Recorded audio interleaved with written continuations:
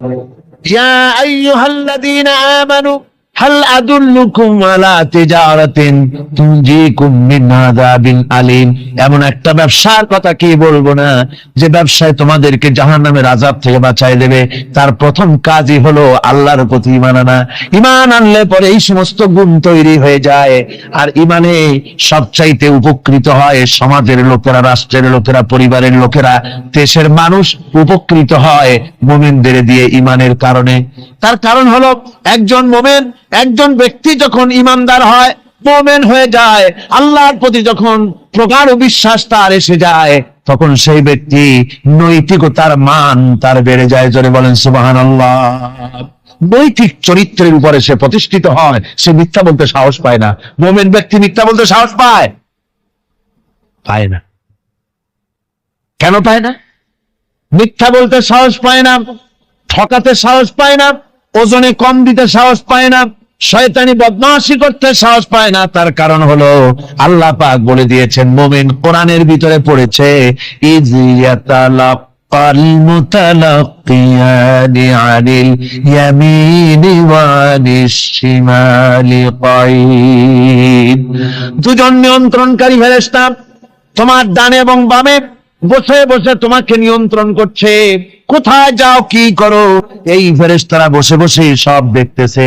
মা ইয়ালফিযু মিন কাওলিন ইল্লা লাদাইহি রাকীবুন আতীদ।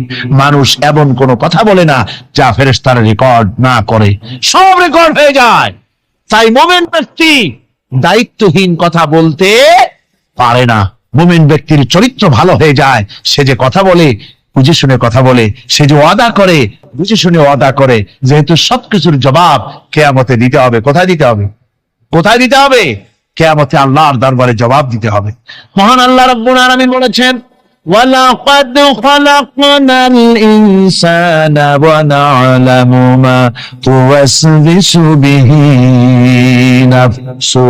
মানুষ সৃষ্টি করেছি আমি, তার অন্তঃকরণের ভিতরে ওয়াসওয়াসা কি হয় আমি জানি। এই জন্য মুমিনেরা মনের ভিতরে কোনো খারাপ কল্পনাও করতে পারে না। খারাপ কল্পনা করলেও তার হিসাব দেওয়া লাগবে আল্লাহর কাছে। কার কাছে? ওয়াইন তুবদু মিন আনফুসিকুম আও তুখফুহু ইউহাসিবুকুম বিহিল্লাহ।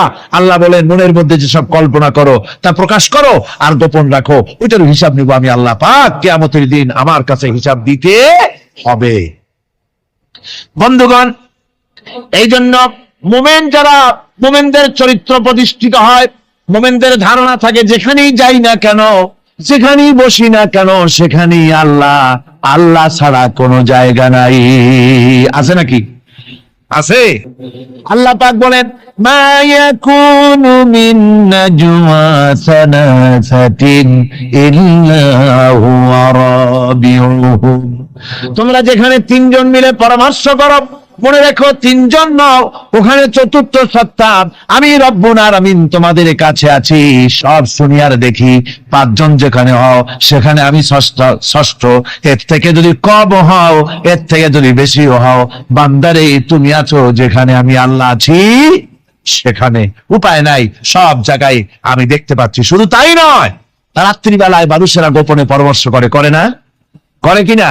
রাতে রাতে পরামর্শ করে, এক জায়গায় বসে, হলের মধ্যে, পাহাড়ের মধ্যে, কোন জায়গায় বসে পরামর্শ করে। কি পরামর্শ?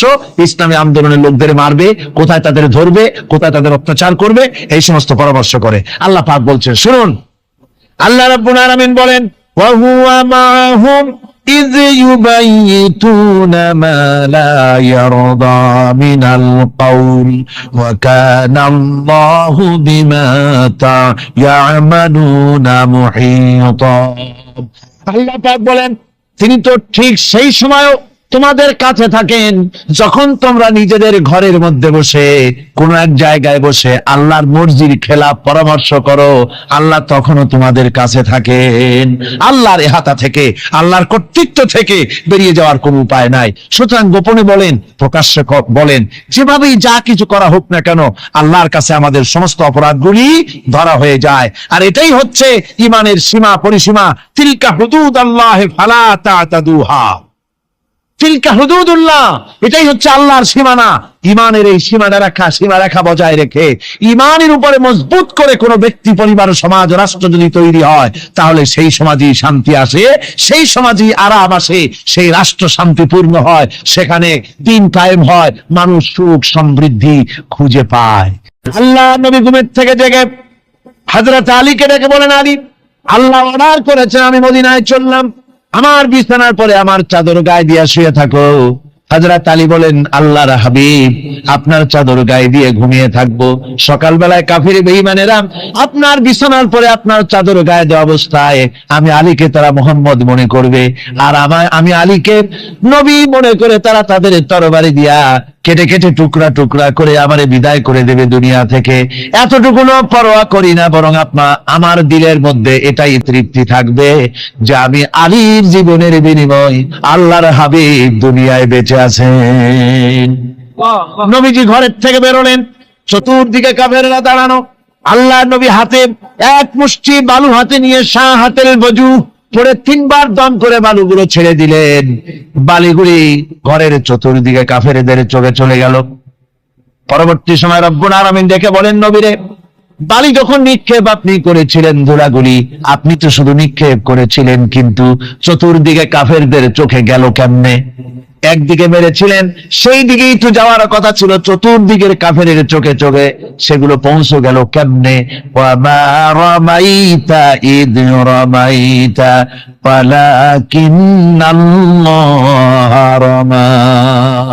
আপনি নিক্ষেপ করেন নাই, যখন আপনি নিক্ষেপ করেছিলেন আপনি তো শুধু বালুকণা ছেড়েছেন, আর ওই বালুকণাগুলি ঘরের চতুর্দিকে সব কাফেরদের চোখে পৌঁছবার দায়িত্ব আমার কুদরত গ্রহণ করেছিল। আমার ভাইয়েরা, নবীজি বিপদে, এতগুলি শত্রু তরবারি নিয়ে তিনি বিপদে ধৈর্যহারা হন নাই। আস্তে করে ঘরের থেকে বেরিয়ে হযরত আবু বকরের বাড়িতে গিয়ে হাজির। দরজায় গিয়ে আওয়াজ দিলেন, আবু বকর। অমনি দরজা খুলে গেল, লাব্বাইক ওয়া সাদাইক। হুজুর বলেন, আবু বকর রে, একটা ডাকে কেমনে সাড়া দিলে? তুমি কি ঘুমাইছিলে না? হযরত আবু বকর বলেন, হুজুর, আপনি বলেছেন আমাকে নিয়ে হিজরত করবেন, আমি মনে মনে চিন্তা করেছি, না জানি কত রাত্রে নবীজি আসেন, উঠতে যদি আমার দেরি হয়ে যায়, নবীজি যদি দরজার কাছে দাঁড়ায় দাঁড়ায় আমারে ডাকাডাকি করে, আর আমি যদি ঘুমায় থাকি, তাহলে আল্লাহর নবীর সঙ্গে বেয়াদবি হয়ে যাবে। এই মনে করে বিছানায় না ঘুমাইয়া আপনার গলার আওয়াজ শোনার জন্য এই দরজার সঙ্গে পিঠ লাগাইয়া লাগাইয়া দাঁড়াইয়া ঘুমাচ্ছিলাম। আল্লাহর নবী হযরত আবু বকরকে সঙ্গে করে নিয়ে চললেন মদিনার দিকে। উল্টা পথে রওনা করলেন। বারবার কাবা শরীফের দিকে তাকাতে লাগলেন। বুখারী শরীফে এসেছে, নবীজি বারবার কাবার দিকে তাকিয়ে বলতেছেন, রে কাবা, বড় আশা ছিল তোর কাছে থাকবো, তোর খেদমত করব, কিন্তু তোর নিষ্ঠুর সন্তানেরা তোর কাছে আমারে থাকতে দিল না রে। আল্লাহ নবী মিসফালা দিয়ে জাবালে কেদোয়ার উপর দিয়ে চলে গেলেন জাবালে সুরে। গুহার কাছে যখন গিয়েছেন, হযর রক্ত হয়ে গেল। হযরত আবু বকর রাদিয়াল্লাহু তাআলা আনহু বলছেন, হুজুর, আর উপায় নাই, দিন হয়ে গেল, এখন বুঝি ধরা পড়ে যাব, ওই গুহার মধ্যে গিয়ে আশ্রয় নেই। তবে আপনি দাঁড়ান, গুহার ভিতরেই পাহাড়িয়া গুহা, বিচ্ছু থাকতে পারে, সাপ থাকতে পারে, আমি আগে ঢুকি, যদি কোনো হিংস্র প্রাণী থাকে আমার উপর দিয়ে আঘাত হয়ে যাক, আল্লাহর নবী হেফাজতে থাকুন। হযরত আবু বকর রাদিয়াল্লাহু তাআলা আনহু গুহার ভিতরে নামলেন। নেমে গুহা সাফ করে হুজুরকে ডাকলেন। হুজুর তাশরীফ ফরমালেন গুহার মধ্যে। হুজুর বলেন, আবু বকর, হেঁটে হেঁটে কষ্ট হয়ে গেছে, তুমি বসো, তোমার উরুর উপরে মাথা রেখে আমি একটু ঘুমায়ে যাই। আল্লাহর হাবিব ঘুমায়ে গেলেন। হযরত আবু বকর লক্ষ্য করে দেখেন চতুর্দিকে অনেকগুলি গর্ত দেখা যায়। এই গর্ত থেকে সাপ আসতে পারে, বিচ্ছু আসতে পারে মনে করে নিজের গায়ের চাদর ছিঁড়ে ছিঁড়ে গর্তগুলি বন্ধ করা শুরু করে দিলেন। কয়েকটা গর্ত বন্ধ করার মতো চাদর আর নাই, পাও দিয়ে চেপে ধরলেন। এক পাহাড়িয়া বিষধর সাপ বেরোবার জন্য চেষ্টা করে বেরোবার পথ খুঁজে নেই পেয়ে হযরত আবু বকরের পায়ের উপরে দংশন করেছে। বিষের যন্ত্রণায় হযরত আবু বকরের চোখ থেকে পানি দরদর করে পড়ছে। রাসূলুল্লাহর ঘুম ভেঙে গেল। আল্লাহর নবী তাকিয়ে বলেন, আবু বকর, চোখে পানি কেন? বাড়ির কথা বুঝি মনে পড়ে গেছে। হযরত আবু বকর বলেন, ইয়া রাসূলুল্লাহ, আল্লাহর নামে কসম করে বলি, যেই দিন আমি ঈমান এনেছি ওই দিন থেকে আমার মা বাপ, আমার কোলে আমার সন্তান, আমার স্ত্রী, আমার জায়গা জমি ঘর বাড়ি, এমনকি আমার নিজের আত্মার চাইতে হুজুর আপনারে ভালোবাসি বেশি। তাহলে কাঁদো কেন? হযরত আবু বকর বলেন, হুজুর বাড়ির জন্য কাঁদি না, ছেলে পেলের জন্য কাঁদি না, সাপে দংশন করেছে যন্ত্রণায় কাঁদতেছি। আল্লাহ নবী সঙ্গে সঙ্গে মুখ থেকে থুতু বার করে যন্ত্রণার জায়গায় লাগাই দিলেন, সঙ্গে সঙ্গে যন্ত্রণা বন্ধ হয়ে গেল। হুজুর বললেন, আবু বকর, প্রথম যখন তোমার এই আঘাত করেছিল সাপে, আমাকে কেন তাড়াতাড়ি বলো নাই? এতক্ষণ তো তোমার কষ্ট হতো না। হযরত আবু বকর বলেন, ইয়া রাসূলুল্লাহ, ওটা তো সাপে কাটার যন্ত্রণা, ওই যন্ত্রণায় আমার রক্ত জ্বলতেছে, যন্ত্রণায় আমার কলেজাটা যদি ফেটেও যেত, আল্লাহর হাবিব আরাম ফরমাচ্ছিলেন, আমি তাকে আরামে বিঘ্ন ঘটাতে পারতাম না। আমার ভাইয়েরা, হযরতে আবু বকর, হযরতে রাসূল দুজন বসে আছেন, এমনি সময় কাফের বেঈমানেরা খুঁজতে খুঁজতে জায়গা মতো এসে গেছে। একজনে বলে ভিতরে আছে, আর একজনে বলে নাই। পায়ের যদি থাকবে তাহলে মাকড়সায় জাল বুনালো কি করে, পাখি ডিম পেড়ে বসে আছে কি করে, তাদের সন্দেহ হতে লাগলো। এর মধ্যে নাই একজন বলে আছে আর একজন বলে নাই। হযরত আবু বকর ভয়ের চোটে কেঁদে ফেলেছেন, হুজুর আর উপায় নাই। এই যে অবস্থা, এই অবস্থার ভিতরে, এই অবস্থার ভেতরেও আল্লাহ নবী এতটুকু ঘাবড়ে যান নাই। শত্রুরা তরবারি নিয়ে এসেছে, সুযোগ পেলেই একটু তাকালেই দেখতে পাবে, তুলে মেরে ফেলে দেবে। আল্লাহর হাবিব মোটেই ধৈর্য হারালেন না, এতটুকু হতাশ হলেন না। আল্লাহ পাকের হাবিব তার সাথীকে কি বললেন? তখন কোরআনে কারীম সূরা তাওবার মধ্যে আল্লাহ তা উদ্ধৃত করেছেন মুমিনদের জন্য, ইযহুমা ফিল إذ يقول لصاحبه لا تحزن إن الله معنا। ও আমার সাথী, ও বন্ধু, ভয় করো না, চিন্তা করো না, আমরা মাইনরিটি নই, আমরাই মেজরিটি। তার কারণ আল্লাহ আমাদের সাথে আছেন। সুবহানাল্লাহ, আল্লাহ আমাদের সাথে আছে। আর বন্ধুগণ, কোরআনে কারীমে রব্বুল আলামিন বলেন, فأنزل الله سكينته عليه وأيده بجنود لم تروها। আল্লাহ পাক তার মনের মধ্যে গভীর প্রশান্তি এবং স্বস্তি দান করলেন, আর এমন সৈন্য দিয়ে সাহায্য করলেন যে সৈন্যদেরকে তোমরা দেখতে পাও না। এভাবে করে রব্বুল আলামিন মুমিনদের বিপদে আপদে মুসিবতে সব সময় আল্লাহ পাক মুসলমানদেরকে সাহায্য করেছেন। জোরে বলেন সুবহানাল্লাহ। মুমিনদের সাহায্যকারী আল্লাহ।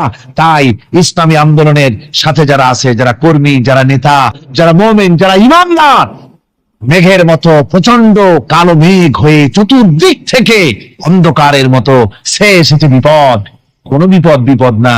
আল্লাহ পাক সাহায্যকারী। কে সাহায্যকারী? জোরে বলেন, সাহায্যকারী কে? আল্লাহ সুবহানাহু ওয়া তাআলা, তিনি সাহায্যকারী, ভয় নাই।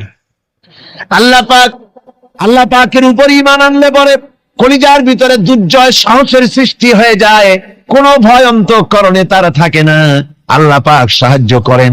আর আল্লাহর উপরে ঈমান আনলে পরে রব্বুল আলামিন বলেছেন, ইয়া আইয়ুহাল্লাযীনা আমানু হাল আদুল্লুকুম আলা তিজারাতিন তুনজিকুম মিন আযাবিন আলীম।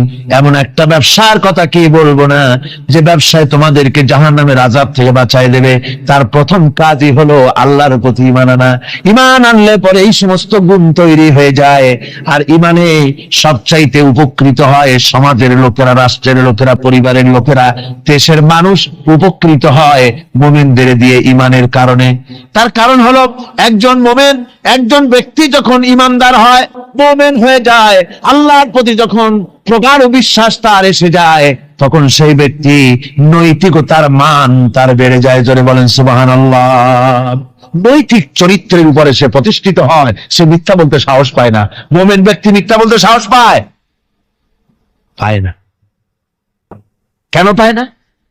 মিথ্যা বলতে সাহস পায় না, ঠকাতে সাহস পায় না, ওজনে কম দিতে সাহস পায় না, শয়তানি বদমাশি করতে সাহস পায় না। তার কারণ হলো আল্লাহ পাক বলে দিয়েছেন, মুমিন কোরআনের ভিতরে পড়েছে, ইয ইয়াতালাক্কাল মুতালাক্কিয়ানি আনিল ইয়ামিনি ওয়া আনিশ শিমালি কাঈদ।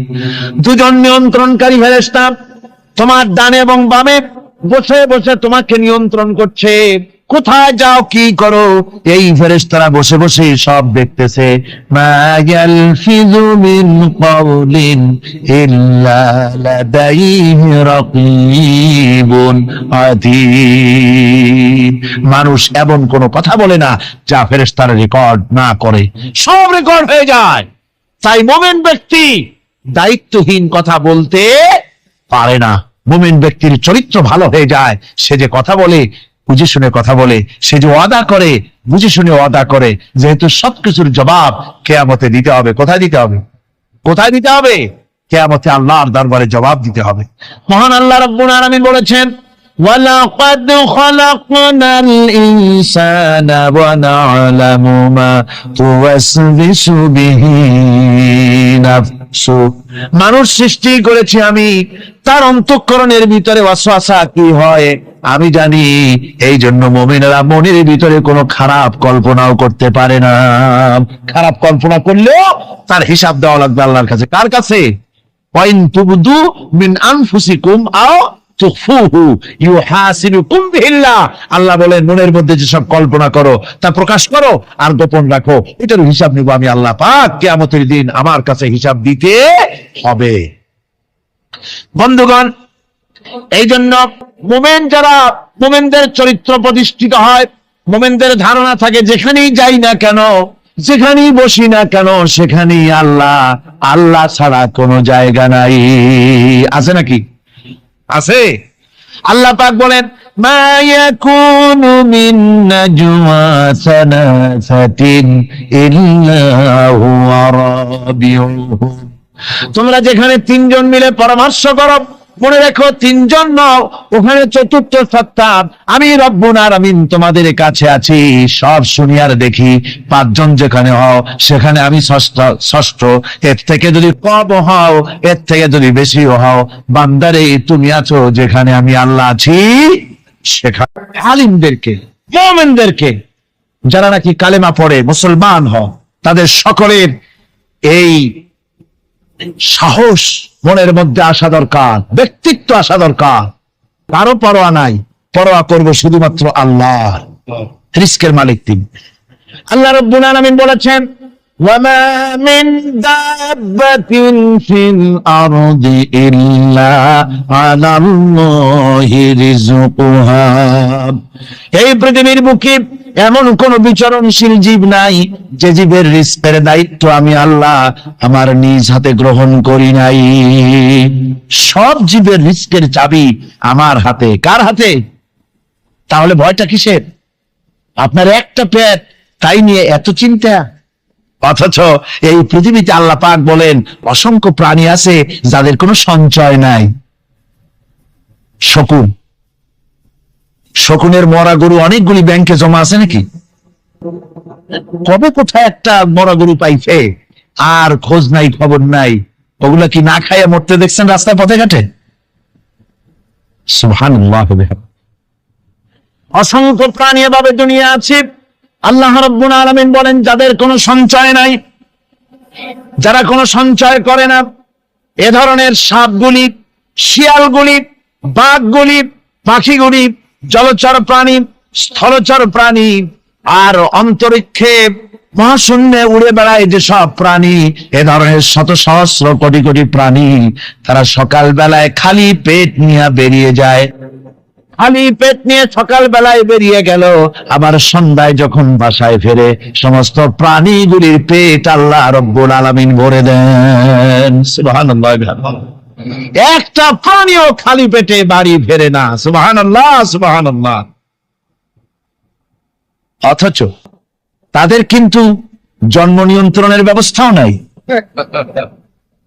জঙ্গলে যত প্রাণী আছে তারা কি কোনদিন মিছিল করে এসে বলেছে বাংলাদেশ সরকার আমাদের জঙ্গলের মধ্যে কোনো খোঁজ খবর তো আপনারা রাখেন?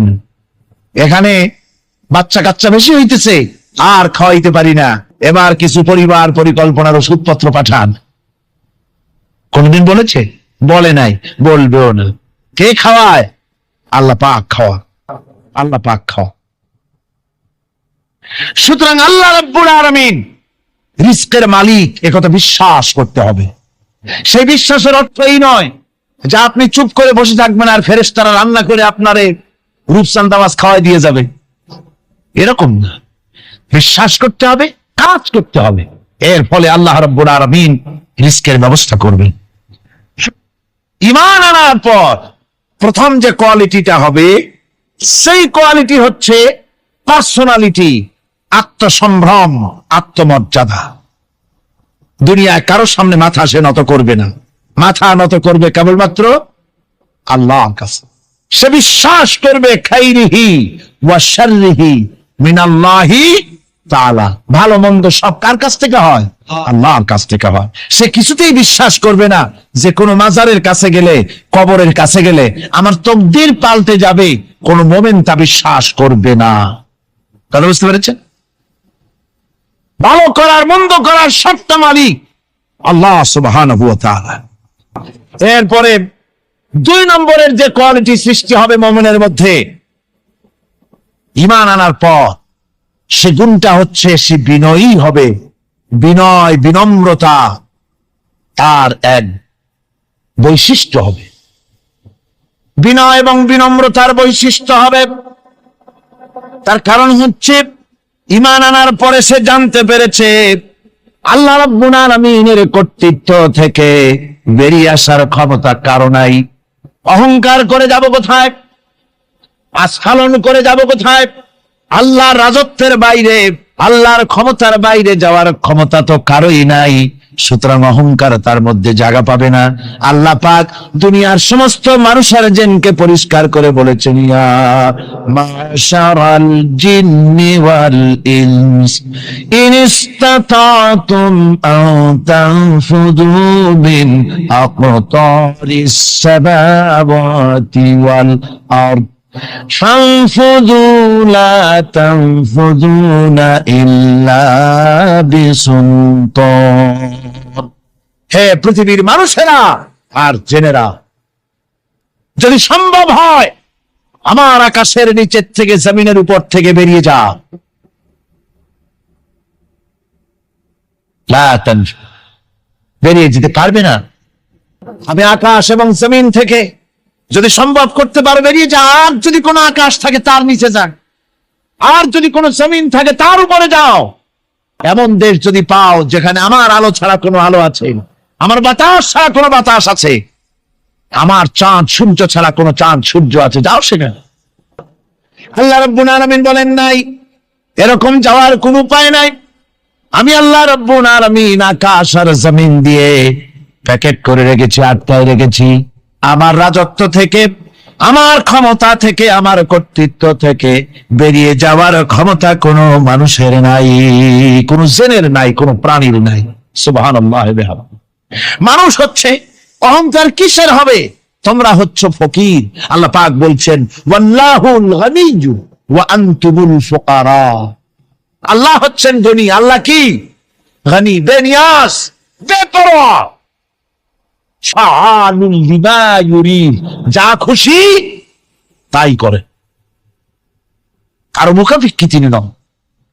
কোরআনে কারীমে রব্বুল আলামিন বলেছেন, নবী আপনি আমার ব্যাপারে, আমার গুণাবলীর ব্যাপারে বলুন। কুল হুয়াল্লাহু আহাদ, পড়েন সবাই। قل هو الله أحد الله الصمد لم يلد ولم يولد ولم يكن له كفوا أحد। আল্লাহ পাক বলেন, বান্দারে ও আমার নবী আপনি বলুন, আল্লাহ পাক এক এবং একক, তিনি নিরঙ্কুশ, তিনি বেনিয়াস, তিনি কারো মুখাপেক্ষী নন, তিনি কাউকে জন্ম দেন নাই, তাকেও কেউ জন্ম দেয়নি। আকাশ এবং জমিনে আল্লাহর সমকক্ষ কেউ নাই। তোমরা হচ্ছ ফকির আর আমি আল্লাহ হচ্ছে বেনিয়াস। লিল্লাহি মা ফিস সামাওয়াতি ওয়া মা ফিল আরদ। আকাশে যা আছে জমিনে যা আছে সব আল্লাহ, সব কার? আল্লাহ পাকের। সুতরাং কিসের অহংকার, কিসের মাতবাড়ি? মানুষ পেছনের কথা ভুলে যায়, মোটেই চিন্তা করে না। একটু আগে যারা ক্ষমতায় ছিল আজকে তারা ক্ষমতা হারা, আজকে যারা ক্ষমতায় এলো তারা আবার ক্ষমতা মস্তদে বসে দুনিয়ার সব বিপদ আপদ ভুলে যায়। কি করে আরো বেশি লুটপাট করা যায়, আরো বেশি মানুষকে শোষণ করা যায়, মানুষ এই চিন্তাই করে। অহংকারে ক্ষমতার দর্পে ফেটে পড়ে, চিন্তা করে না পেছনের কথা। আল্লাহ রাব্বুল আলামিন বলেন, যারা নাকি মুমিন বান্দাদের বিনয় এবং বিনম্রতা তাদের মধ্যে সৃষ্টি হয়ে যাবে, তার কারণ হলো আল্লাহ পাক বলেছেন, ওয়ালা তামশি ফিল আরদি মারহান ইন্নাকা লান তাখরিকাল আরদা ওয়া লান তাবলুগাল জিবালা তুলা। ওয়ালা তামশি ফিল আরদি মারহান, আমার জমিনের উপরে অহংকার করে পা ফেলো না। তুমি কি পারবে অহংকার করে আমার জমিনটাকে ফাটাই দিতে? কি বলেন, পারা যাবে? অহংকার করে জমিনের উপরে লাথি মারেন জোরে, জমিন ফাটবে? ফাটবে না, আপনার পা ছিঁড়ে যাবে। আপনি কি পারবেন অহংকার করে পাহাড়ের উচ্চতা লাথ দিয়ে ছাড়াই যেতে পারবেন? তাও পারবেন না। সুতরাং আল্লাহ পাকের উপরে ঈমান আনলে পরে তাদের মাথা এভাবে নত হয়ে যায়, অহংকার তাদের মধ্যে জায়গা পায় না। অহংকার কিসের অহংকার তোমার? মানুষ তার জন্মের কথা, কোরআনে কারীম বলে, মানুষ কি তার জন্মের কথা স্মরণ করে না?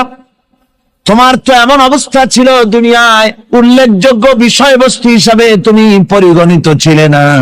তুমি হচ্ছ, তোমার জন্মের উৎস কথা হচ্ছে এক ফোঁটা নাপাক পানি, এমন নাপাক পানি যা শরীর থেকে নির্গত হলে পরে গোসল করা ওয়াজিব হয়ে যায়।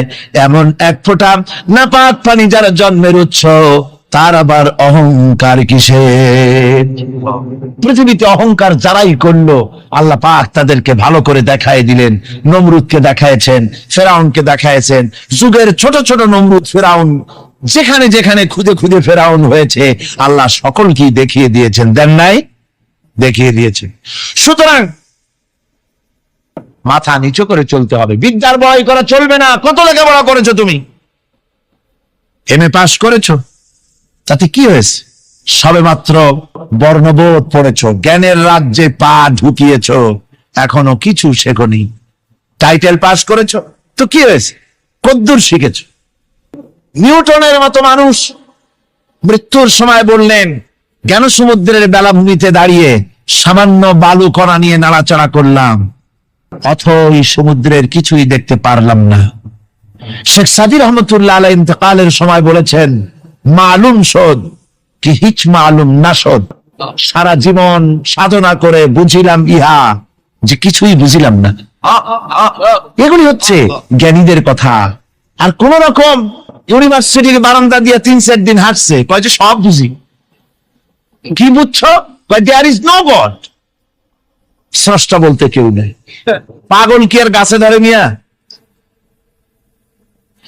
সুতরাং বিদ্যার বড়াই চলবে না, স্বাস্থ্যের বড়াই চলবে না, অর্থের বড়াই চলবে না। অর্থের বড়াই করবে, কত অর্থ তোমার হয়েছে? আল্লাহ যদি ইচ্ছে করেন ব্রেনের মধ্যে, মগজের মধ্যে এমন টিউমার করে দিবেন, মগজের মধ্যে এমন ক্যান্সার করে দেবেন, হার্টের ভিতরে এমন ক্যান্সার লাগায় দিবেন, 14 গোষ্ঠী বিক্রি করলে ঔষধের পয়সা হবে না। পারবে কিনা আল্লাহ কন? জোরে বলবেন, পারবেন কিনা? এমন বহুত অসুখ আছে, ডাক্তাররা বোঝেই না ঔষধ দেবে কি। হযরত ইউনূস আলাইহিস সালাম মাছে তারে গিলে ফেলে দিল, হতাশায় তিনি হার্ট ফেল করেন নাই। মাছের পেটের মধ্যে যদি কেউ চলে যায়, বেরিয়ে যাওয়ার জন্য কোন ব্যাকডোর আছে নাকি কন? পালাবার কোন রাস্তা আছে? মাছের পেটের জানালা দরজা আছে কিছু? কিছুই নেই। তিনি হতাশ হলেন না, মাছের পেটের ভেতরে বসে হযরত ইউনূস আলাইহিস সালাম বুক ভরা আশা নিয়ে আল্লাহর দরবারে তিনি ঘোষণা করলেন, লা ইলাহা ইল্লা আনতা সুবহানাকা ইন্নী কুনতু মিনাজ জালিমিন। পড়েন না সবাই, লা ইলাহা ইল্লা আনতা সুবহানাকা ইন্নী কুনতু মিনাজ জালিমিন। হযরত ইউনূস আলাইহিস সালাম বললেন, আল্লাহ তুমি ছাড়া কোনো ইলাহ নাই, তোমার পবিত্রতা ঘোষণা করছি, আমি জালিমদের অন্তর্ভুক্ত হয়ে গেছি। তিনি যখন চিল্লাচ্ছিলেন, মাসির পেটের ভিতরে বসে যখন কাতরুক্তি করতেছিলেন, আল্লাহ বুঝি তখন শোনেন নাই সে কথা? কি বলেন? আল্লাহ বুঝি তখন তন্দ্রায় বা নিদ্রায় ছিলেন না? আল্লাহ পাক কি ঘুমান? তন্দ্রায় যান? লা তাখুযুহু সিনাতুন ওয়ালা নাওম। আল্লাহ রাব্বুল আলামিন বলেন, কোন তন্দ্রা বা নিদ্রা আল্লাহ রাব্বুল আলামিনকে স্পর্শ করে না।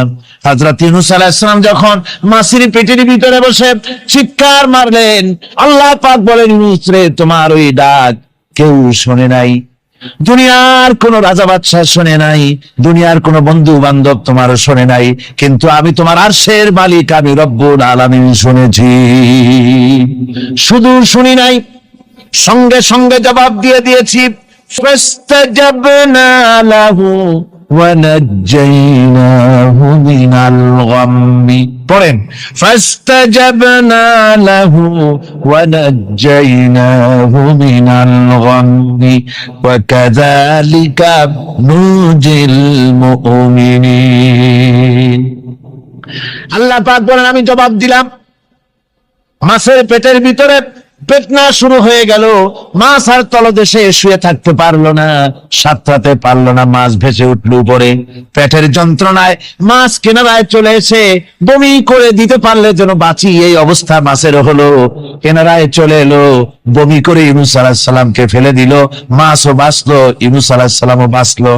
আল্লাহ রাব্বুল আলামিন বলেন, মুমিনেরা শোনো, শুধু ইউনূসকে নয়, ওয়া কাযালিকা নুজিল মুমিনিন। এইভাবে করে মুমিন বান্দারা যদি আমাকে ডাকে, আমার কাছে যদি হাত ফাইলায়, আমি আল্লাহ রাব্বুল আলামিন মুমিনদের এভাবে বিপদ মুক্ত করে দেই। আল্লাহ পাক বিপদ মুক্ত করে দেন। ওমান ইয়াত্তাকিল্লাহা ইয়াজআল লাহু মাখরাজা। আল্লাহকে যে ভয় করে, আল্লাহ তার জন্য রাস্তা খুলে দেন। জোরে কোন সুবহানাল্লাহ। দেখেন, ইউসুফ আলাইহিস সালাম, সুলাইখা তাকে আটকায় ফেলেছে ঘরের মধ্যে, তালা দেওয়া, খিল দেওয়া, সিটকানি মারা, পালাবার পথ নাই, চতুর্দিকে উলঙ্গ নগ্ন চিত্র। আর এই সুন্দরী যুবতী নারী জুলাইখা তার প্রেম নিবেদন করেছে হযরত ইউসুফের কাছে। যৌবনে ভরা টকবগে যৌবনের যুবক হযরত ইউসুফ আলাইহিস সালাম, সৌন্দর্যের পিরামিড, বাঁচার কোনো পথ নাই জুলাইখার কুপ্রবৃত্তি চরিতার্থ করে দেওয়া ছাড়া। কিন্তু হযরতে ইউসুফ আলাইহিস সালাম আল্লাহ রাব্বুল আলামিনকে ডাকলেন, হতাশায় ভেঙে পড়লেন না, আল্লাহকে ভয় করলেন, আল্লাহকে ডাকলেন। আল্লাহকে ডেকে, আল্লাহকে ভয় করে তালাবদ্ধ দরজার দিকে যখন দৌড় মারলেন, রব্বুল আলামিন আপন কুদরতে দরজার তালাগুলি খুলে দিলেন। ভাইরা আমার, এভাবে করে মুমিনেরা কখনো হতাশ হয় না। ফাইন্না মাআল উসরি ইউসরা, ইন্না মাআল উসরি ইউসরা। মনে রাখতে হবে, দুঃখ কষ্টের সাথে থাকে সুযোগ সুবিধা, আর প্রত্যেক অসচ্ছলতার সাথে থাকে উদার সচ্ছলতা। এর কোনো বিপরীত কখনই হয় না। আল্লাহ রাব্বুল আলামিন এইভাবে করে মুমিনদেরকে বলেছেন যেন তারা হতাশায় ভেঙে না পড়ে। আল্লাহ পাক বলে, বান্দা যখন আমাকে ডাকে, আমি বান্দার একদম নিকটে, তার ঘাড়ের চাইতেও নিকটে। ওয়া নাহানু আকরাবু ইলাইহি মিন হাবলিল ওয়ারিদ। আমি আমার বান্দার সরব যে রগের উপরে তার মাথা, এর থেকেও আমি আমার বান্দার বেশি নিকটে। সুবহানাল্লাহ পড়েন। আমি তোমার কাছে, আমার কাছে মাপ চাও, যত বড় গুনাহ হোক। ওয়াকালা রাব্বুকুম উদউনি আস্তাজিব লাকুম। তোমার প্রভু তোমাকে ডেকে বলেছে, আমাকে ডাকো, আমি মাফ করে দেব। সুবহানাল্লাহ বিহামদিহি। কত বড় কথা, আমাকে ডাকো, নিরাশ হয়েও না, হতাশ হয়েও না। আল্লাহর গজব বেশি না রহমত বেশি? আল্লাহর রহমত বেশি। হাদিসে কুদসির ভিতরে এসেছে, আল্লাহ পাক বলেছেন, কোন বান্দা যদি আমার দিকে এক বিগত অগ্রসর হয়, আমার রহমত তার দিকে এক হাত এগিয়ে যায়, কোন বান্দা যদি আমার দিকে হেঁটে আসে, আমার রহমত তার দিকে দৌড়ে যায়। বান্দা যখন আল্লাহর দরবারে দোয়া চোচো করে চোখের পানি ফেলে দেয়, মুসলিম শরীফের হাদিসের ভিতরে এসেছে, গভীর রাতের তৃতীয় অংশে আল্লাহ রাব্বুল আলামিন প্রথম আকাশে আসেন আর ডেকে বলেন, পৃথিবীতে আছো নাকি কেউ গুনাহ করে জীবন বরবাদ করে দিয়েছো, আমার কাছে মাপ চাও। ঋণগ্রস্ত আছো, অসুস্থ আছো, অপমানিত আছো, কে আছো মাজলুম, আমাকে ডাকো, আমার কাছে বলো, আমি ডাকের সাড়া দেব, জীবনের আশা পূরণ করে দেব। ওই সময় যেই সমস্ত লোকেরা কান্দে তাহাজ্জুদের নামাজ পড়ে, আল্লাহ জিজ্ঞেস করেন ফেরেশতারা, অমুক অমুক দেশ অমুক অমুক বান্দারা কান্দে কেন?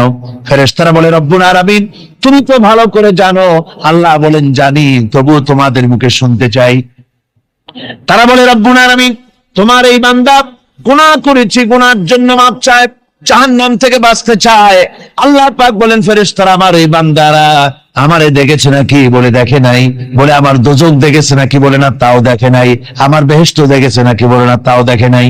আল্লাহ পাক বলেন, ফেরেশতারা সাক্ষী থাকো, ওরা আমাকে দেখে নাই, আমার বেহেশত দোজখ কিছুই দেখে নাই, শুধুমাত্র আমার নবীর কথা, আমার কোরআনের কথা বিশ্বাস করে আরামের ঘুমকে হারাম করে যেভাবে তারা কাঁদতেছে, সাক্ষী থেকে যাও ফেরেশতারা, আবার রহমতের দরিয়ায় জোশ মেরেছে, আমার ওই ক্রন্দনরত বান্দাগুলিকে আমি আল্লাহ মাফ করে দিলাম। সুতরাং মুমিন বান্দা যারা, আল্লাহর মুমিন বান্দা যারা, এই ঈমানের কোয়ালিটি, এটাও হতাশায় নিরাশায় ভেঙে পড়বে না।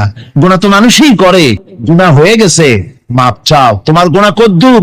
তোমার গুনাহ যদি হয় পাহাড় সমান, আল্লাহর রহমত আকাশ সমান।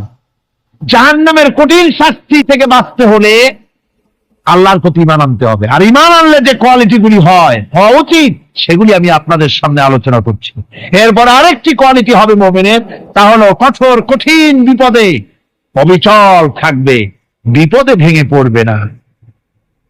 বিপদ আপদ, শত্রুতা, ক্ষয় ক্ষতি যা কিছু হয় সবই আল্লাহর পক্ষ থেকে, এটা মেনে নিতে হবে এবং ধৈর্য ধারণ করতে হবে। বিপদ মুসিবত শুধু উম্মতের জন্য নয়, দুনিয়ার সমস্ত নবীদের বিপদ এসেছে, হয় নাই? নবীদের বিপদ আসে নাই? কোরআনে কারীম থেকে শুনুন, আল্লাহ রাব্বুল আলামিন বলেন, ওয়া কাযালিকা জাআলনা লিকুল্লি নাবিয়্যিন আদুওয়াম মিনাল মুজরিমিন।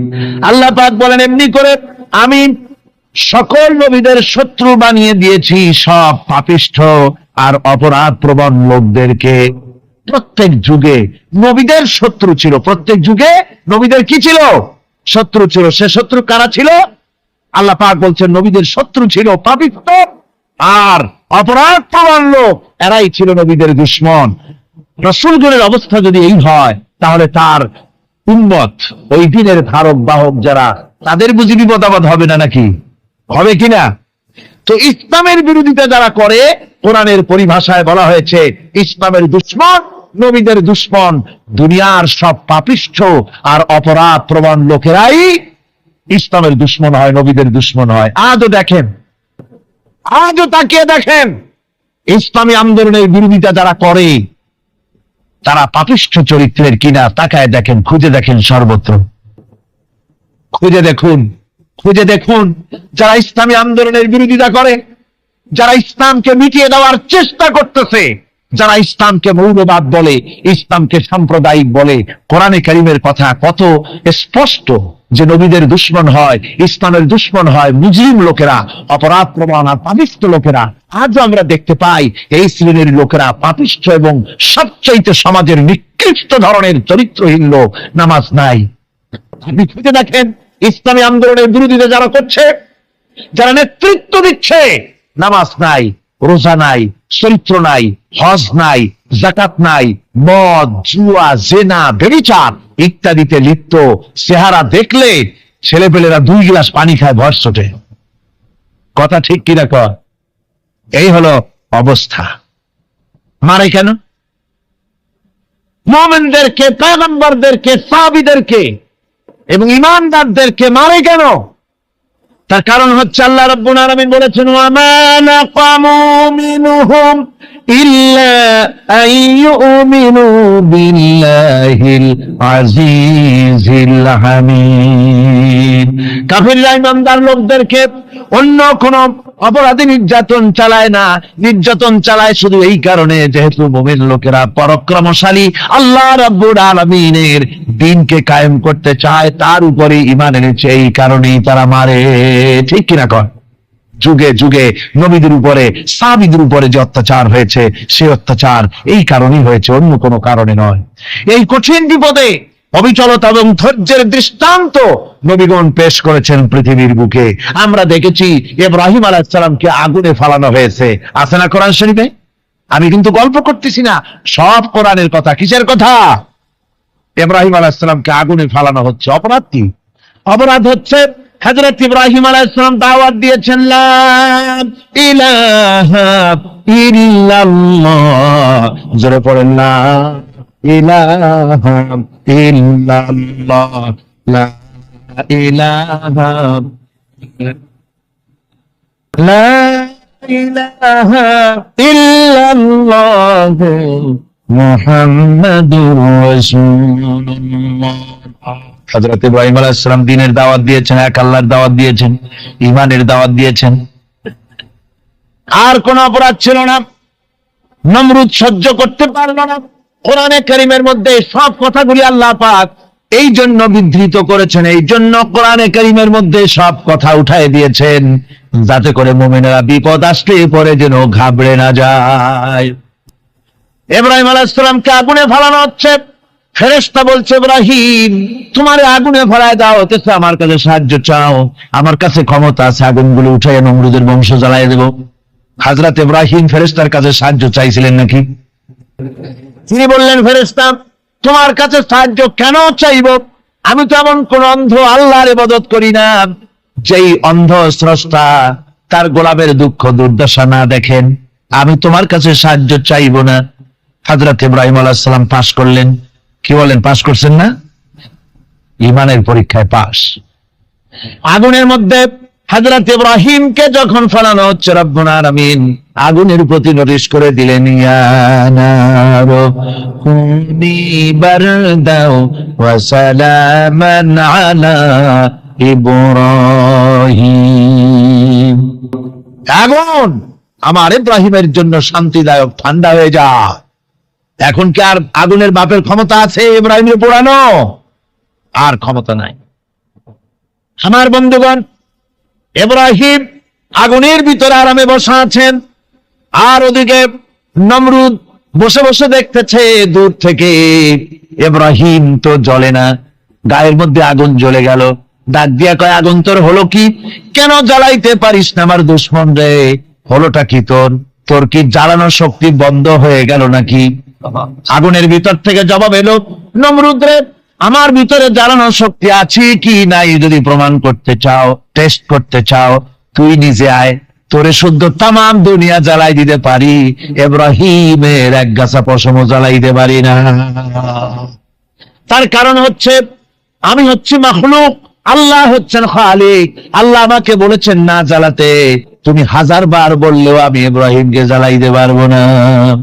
কোরআনে কারিমে ঘটনা বলে মুমিনদেরকে সাহস দেওয়া হচ্ছে, মুমিনেরা দ্বীনের কাজ করতে গিয়ে বিপদ আবাজ আসবে, ঈমানের দাবি হলো বিপদ আসবে, আর বিপদ আসলে ঘাবড়ায় যেও না, মুসিবতে পড়ে চিন্তায় পেরেশানে হয়রান হয়ে যেও না।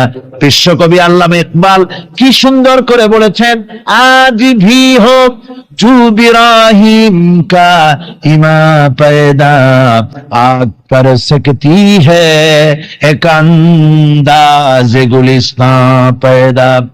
ইব্রাহিমের ঈমান যদি আজিও কোথাও হয় বিদ্যমান, করতে পারেন অগ্নিকুণ্ডে খুবসুরত এক গুলিস্তান। আজও যদি আগুনের ভিতরে কোন নমরুদ কোন ইব্রাহিমকে যদি ফেলে দেয়, আল্লাহ রাব্বুল আলামিন আজও আগুনকে ফুলের বাগান বানায়া দিবেন। সুবহানাল্লাহ। ভয় পাওয়ার কারণ নাই, চিন্তা করার কোনো কারণ নাই। আমার বন্ধুগণ, হযরতে হুদ আলাইহিস সালামকে যখন সমাজের লোকেরা, রাষ্ট্রের লোকেরা ঘিরে ফেলে দিল, সমাজ শক্তি, রাষ্ট্র শক্তি যখন তাকে ঘিরে ফেলে দিল, ষড়যন্ত্রের পাহাড় তুলে দিল, তারে মেরে ফেলে দিবে। হযরত হুদ দেশ থেকে তার পালায় গেলেন না, ভয় পেলেন না। হযরত হুদ আলাইহিস সালাম বললেন, কোরআনে কারীমে হযরত হুদের কথা কোট করা হলো, ফাকিদুনি জামিআন সুম্মা লা তুনজিরুন। সম্মিলিতভাবে ষড়যন্ত্র করো আমার বিরুদ্ধে, সবাই মিলে ষড়যন্ত্র করো, সুম্মা লা তুনজিরুন, আর আমাকে এতটুকু অবকাশ তোমরা দিও না। ইন্নী তাওয়াক্কালতু আলাল্লাহি রাব্বি ওয়া রাব্বিকুম, আমি ভরসা করেছি সেই আল্লাহর উপরে যার কুদরতি হাতের ভেতরে, যিনি আমাদের রব তোমাদেরও রব, আর যার কুদরতি হাতের ভিতরে তামাম পৃথিবীর জানগুলি যার হাতে, সে আল্লাহর উপরে ভরসা করেছি। ষড়যন্ত্র যদ্দূর আছে করতে থাকো, আমি ষড়যন্ত্র পরোয়া করি না। সুবহানাল্লাহ বলেন। এটাই হলো মুমিনের কোয়ালিটি। শুধু ঈমান, লা ইলাহা ইল্লাল্লাহু মুহাম্মাদুর রাসূলুল্লাহ, গরুর গোশত খাই, আর রবিউল মাস আসলে পরে ইয়া নবী সালাম আলাইকা, ইয়া রাসূল সালাম আলাইকা, তারপরে গরম গরম জিলাপি আর রসগোল্লা খাইলাম খুব বেশি করে, এর নাম মুমিন নয়। মুমিন হচ্ছে তার চলায় ফেরায় উঠায় বসায় সাহসিকতার তার এক আন্দাজ তৈরি হবে সে। আমার ভাইয়েরা, বিপদে অবিচলতা আমাদেরকে পয়গম্বরেরা শিক্ষা দান করেছেন। আমরা দেখতে পেয়েছি বিশ্বনবী জনাবে মুহাম্মদুর রাসূলুল্লাহ সাল্লাল্লাহু আলাইহি ওয়াসাল্লাম হিজরতের রাত, কাফেররা চতুর্দিকে দাঁড়ানো, হযরত জিবরাইল এসে বলেন, ইয়া রাসূলুল্লাহ, হে কাফেররা চতুর্দিকে ঘিরে দাঁড়িয়েছে, গভীর রাত, এখন হাতে তাদের তরবারি, সকাল হলে পরেই তারা আপনাকে মেরে ফেলে দিবে, তাড়াতাড়ি ওঠেন, মদিনার দিকে চলে যান। আল্লাহ নবী ঘুমের থেকে জেগে হযরত আলীকে ডেকে বলেন, আলী, আল্লাহ অর্ডার করেছেন আমি মদিনায় চললাম, আমার বিছানার পরে আমার চাদর গায়ে দিয়ে শুয়ে থাকো। হযরত আলী বলেন, আল্লাহর হাবিব, আপনার চাদর গায়ে দিয়ে ঘুমিয়ে থাকবো, সকালবেলায় কাফির বেঈমানেরা আপনার বিছানার পরে আপনার চাদর গায়ে দেওয়া অবস্থায় আমি আলীকে তারা মুহাম্মদ মনে করবে, আর আমি আলীকে নবী মনে করে তারা তাদের তরবারি দিয়া কেটে কেটে টুকরা টুকরা করে আমারে বিদায় করে দেবে দুনিয়া থেকে।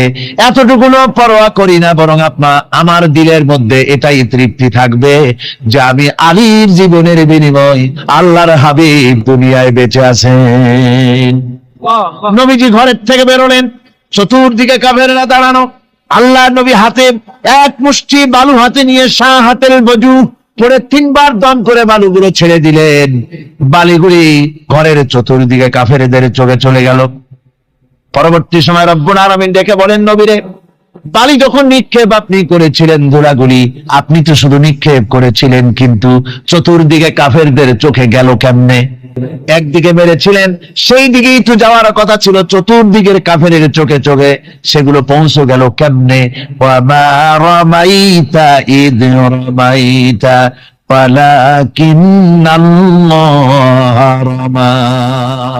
আপনি নিক্ষেপ করেন নাই, যখন আপনি নিক্ষেপ করেছিলেন আপনি তো শুধু বালুকণা ছেড়েছেন, আর ওই বালুকণাগুলি ঘরের চতুর্দিকে সব কাফেরদের চোখে পৌঁছবার দায়িত্ব আমার কুদরত গ্রহণ করেছিল।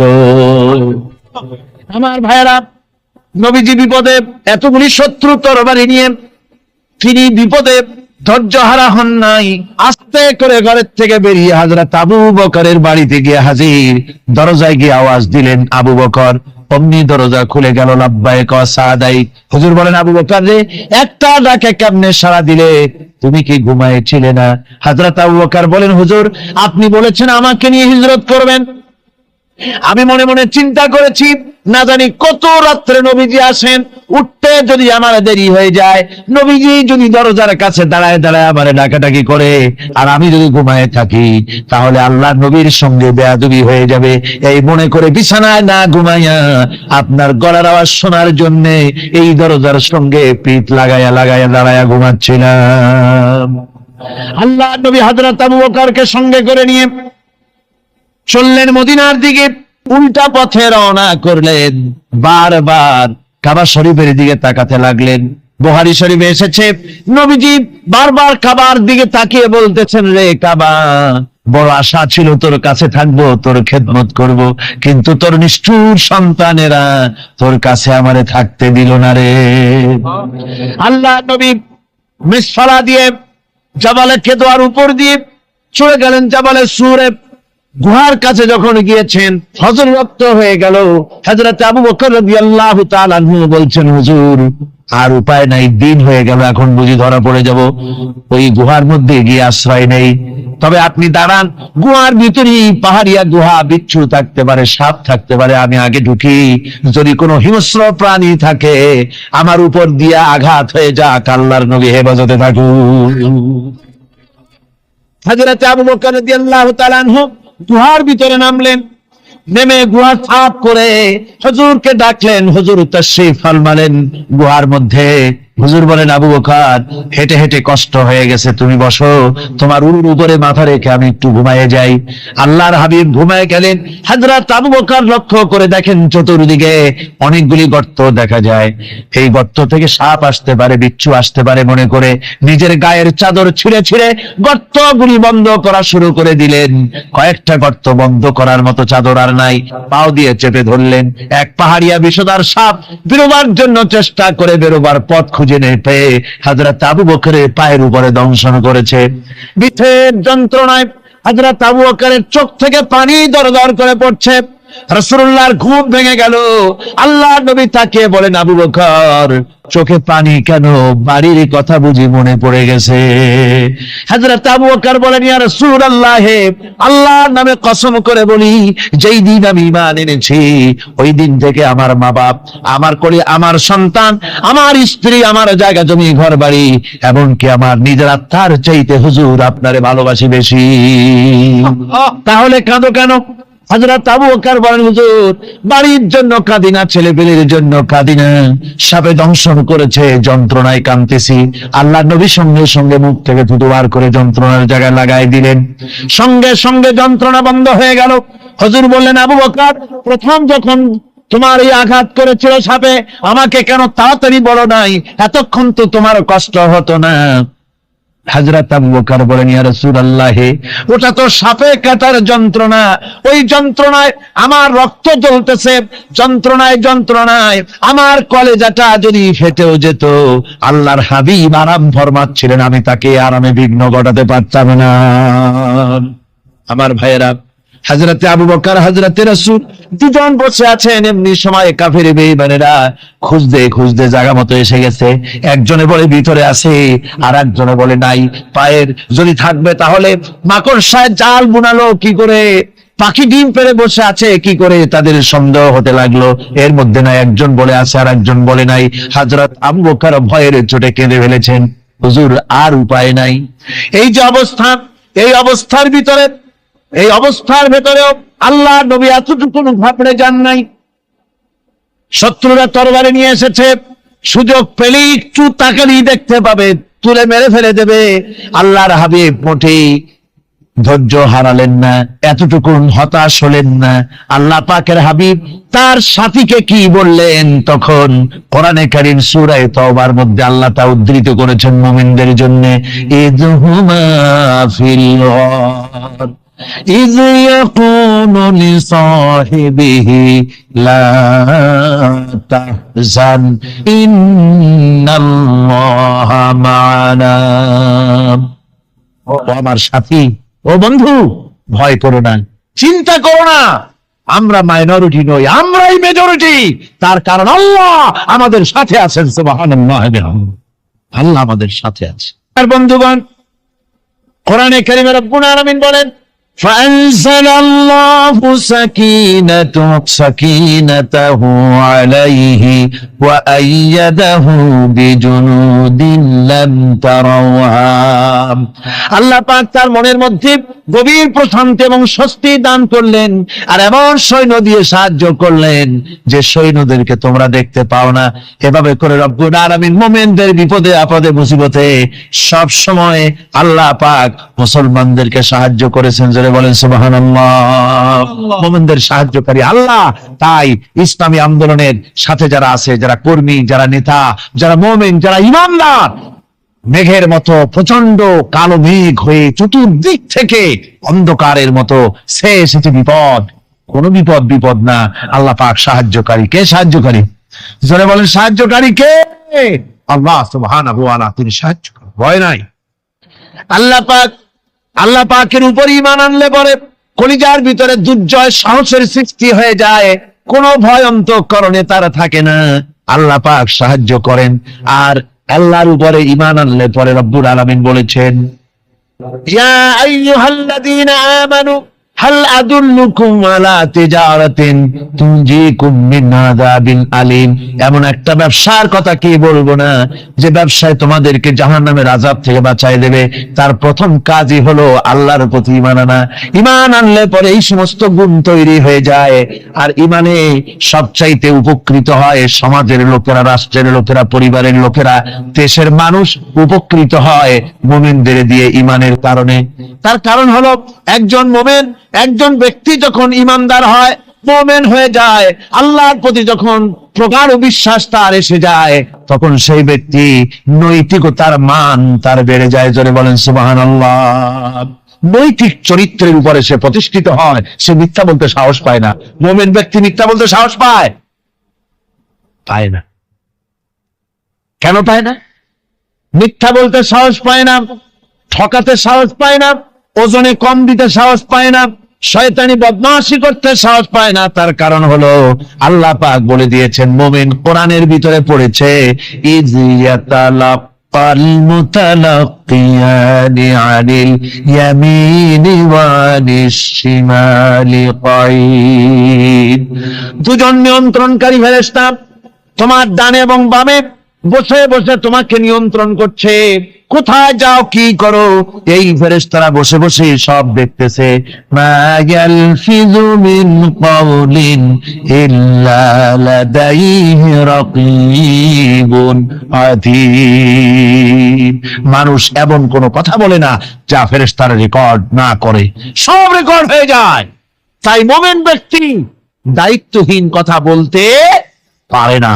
মুমিন ব্যক্তির চরিত্র ভালো হয়ে যায়, সে যে কথা বলে বুঝে শুনে কথা বলে, সে যে ওয়াদা করে বুঝে শুনে ওয়াদা করে। যেহেতু সবকিছুর জবাব কিয়ামতে দিতে হবে। কোথায় দিতে হবে? কোথায় দিতে হবে? কিয়ামতে আল্লাহর দরবারে জবাব দিতে হবে।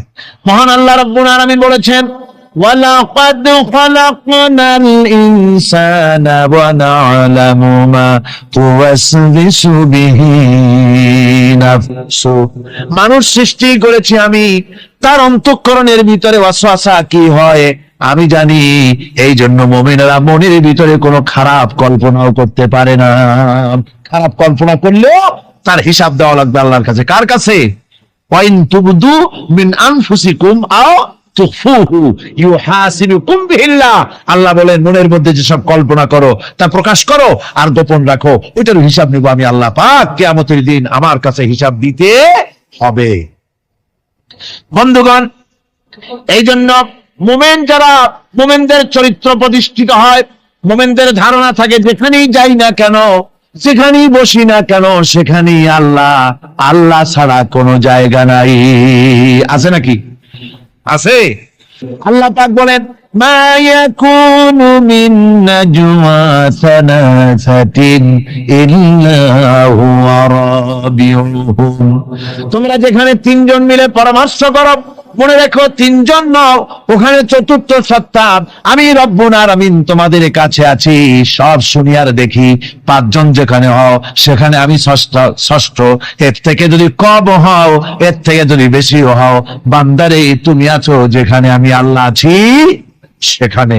উপায় নাই, সব জায়গায় আমি দেখতে পাচ্ছি। শুধু তাই নয়, রাত্রিবেলায় মানুষেরা গোপনে পরামর্শ করে, করে না? করে কিনা? রাতে রাতে পরামর্শ করে, এক জায়গায় বসে, হলের মধ্যে, পাহাড়ের মধ্যে, কোন জায়গায় বসে পরামর্শ করে। কি পরামর্শ? ইসলামী আন্দোলনের লোকদের মারবে, কোথায় তাদের ধরবে, কোথায় তাদের অত্যাচার করবে, এই সমস্ত পরামর্শ করে। আল্লাহ পাক বলছেন, শুনুন, আল্লাহ রাব্বুল আলামিন বলেন, ওয়া হুয়া মাআহুম ইয ইউবাইয়িতুনা মা লা ইয়ারদা মিনাল কাওল ওয়া কানা আল্লাহু বিমা তা'য়ামালুনা মুহীতা। আল্লাহ পাক বলেন, তিনি তো ঠিক সেই সময়ও তোমাদের কাছে থাকেন। যখন তোমরা নিজেদের ঘরের মধ্যে বসে কোন এক জায়গায় বসে আল্লাহর মর্জির খেলাফ পরামর্শ করো, আল্লাহ তখনও তোমাদের কাছে থাকেন।